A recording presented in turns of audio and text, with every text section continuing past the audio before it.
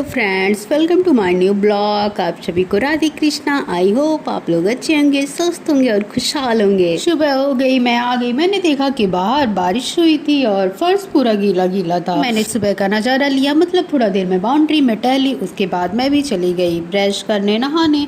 नहा कर आ गई मैं लड्डू को जगाने। लड्डू को भी मैंने उठा दिया। उठा कर उन्हें मैं स्नान कराई। स्नान कराने के बाद उनके शरीर को पोंछ कर फिर मैंने लड्डू को कपड़े पहना दिए। कपड़े पहनाने के बाद अब मैं उनका श्रृंगार करना शुरू करूंगी। वैसे इस टाइम गर्मी बहुत ज़्यादा पड़ रही थी, इसलिए मैं अपने लड्डू को ज़्यादा हैवी कपड़े नहीं पहनाती। मैं उन्हें कॉटन के ही कपड़े पहनाती हूँ और उनके गले में भी बस 2 ही माला ही पहनाती, एक बैजंती और एक तुलसी माला, क्योंकि गर्मी बहुत ज़्यादा बढ़ रही है। तो अगर हम लोग को भी गर्मी लग रही है तो उन्हें भी तो गर्मी लग रही होगी ना, भले वो ना बोले। उसके बाद लड्डू के सारे श्रृंगार करके मैंने लड्डू की पूजा अर्चना की। फिर मैंने लड्डू के लिए सोन पापड़ी लाया हुआ था, उसी का मैंने भोग लगा। उसके बाद मैं भी चली गई गर्म पानी पीने। गर्म पानी पीने के बाद फिर मैं चाय भी पी ली। चाय पीने के बाद अब खाना भी बनना स्टार्ट हो गया था। खाना बनने के बाद ही तुरंत मैं ले आई अपने लड्डू के लिए उनका भोजन।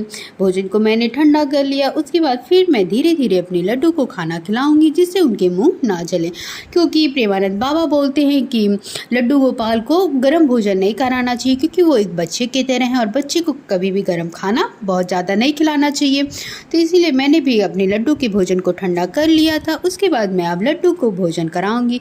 भोजन कराने के बाद पानी पिला दूंगी। उसके बाद अब सब लोग इधर भी खाना खाने लगे। सबके खाना खाने के बाद मैं भी चली जाऊंगी खाना लेकर अपना खाने। उसके बाद फिर मैं फ़ोन चला के थोड़ा 1-2 सीरियल खाना खाते खाते देख लिया है। सीरियल देखते देखते अब मेरा खाना भी ख़त्म हो चुका। खाना खाने के बाद फिर मैंने देखा कि घड़ी में 12 भी बज चुके थे। मेरे लड्डू के सोने का टाइम हो गया था। मैं आ गई अपने लड्डू को सुलाने। लड्डू को पहले मैंने पानी पिला दिया। पानी पिलाने के बाद उनके सारे श्रृंगार को उतार कर फिर अब मैं लड्डू को अपने सुलाऊंगी, क्योंकि सोने से पहले मैं उन्हें पानी ज़रूर पिलाती हूँ, क्योंकि उसके बाद फिर वो 3-4 घंटा लगभग सोएंगे ही, 12 से 4। तो अगर बीच में प्यास लगेगा तो फिर कैसे पानी पिलाऊंगी, इसलिए मैं पहले ही पानी पिला दूंगी अपने लड्डू को।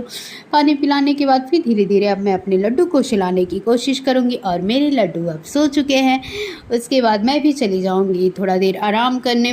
आराम करने के बाद फिर मैं पढ़ने बैठ जाऊँगी। और इधर मेरे घर की बेल बजी तो देखा कि मेरा पार्सल आ गया था। पार्सल में आज मैंने कुछ कॉस्मेटिक की चीज़ें मंगवाई थी, जैसे कि फिक्सर हो गया और बहुत सारी चीज़ें थी। इन सारी चीज़ों में बस मुझे फिक्सर ही समझ में आया और कुछ भी नहीं, तो इसीलिए मैं इन सबको मैं रिटर्न के लिए डाल दूंगी, क्योंकि मुझे अच्छा नहीं लगा ये कॉस्मेटिक के सामान। फिर अब इधर मेरे लड्डू के उठने का टाइम हो गया था। मैं आ गई अपनी लड्डू को जगाने। लड्डू को जगाकर मैंने उनके मुंह को पोंछ कर फिर जो मैंने श्रृंगार उतारे हुए थे उन सब श्रृंगार को कर फिर मैं अपने लड्डू को भोग लगा दूंगी। भोग लगाने के बाद फिर मैं चली जाऊंगी चाय बनाने और चिप्स भुनने, क्योंकि मेरे घर आए हुए थे कुछ मेहमान। उनको चाय और चिप्स देने के बाद फिर मैं खुद भी चली जाऊंगी चाय पीने। चाय पीने के बाद फिर इधर भगवान की पूजा अर्चना का टाइम हो रहा था, तो मम्मी आ गई भगवान की पूजा अर्चना करने। पूजा अर्चना करने के बाद फिर हम लोग चले गए कुछ देर शाम को छत पे थोड़ा टहलने के बाद फिर इधर अब रात भी हो गई थी। लड्डू के भोग का टाइम हो गया था। मैं गुनगुना दूध लेकर आई और अपनी लड्डू को गुनगुना दूध पिला दिया। उसके फिर कुछ देर बाद ही मैं सुलाऊंगी। फिर मैं भी चली गई खाना खाने। खाना खाने के बाद आ गई मैं अपने लड्डू को सुलाने। मैं लड्डू को पानी पिलाकर उनके सारे श्रृंगार को उतार कर अब मैं अपने लड्डू को सुला दूंगी। आप सभी को अगर ये मेरा ब्लॉग अच्छा लगा हो तो प्लीज़ लाइक, सब्सक्राइब, शेयर और कमेंट करना मत भूलिएगा। आप सभी को राधे कृष्णा और शुभ रात्रि।